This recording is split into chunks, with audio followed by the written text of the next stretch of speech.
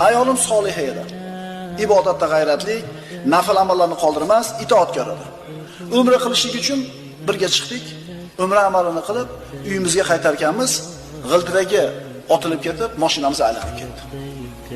O'zimga kelib ayolimni topib borsam, ixtizor holatda yotar ekan.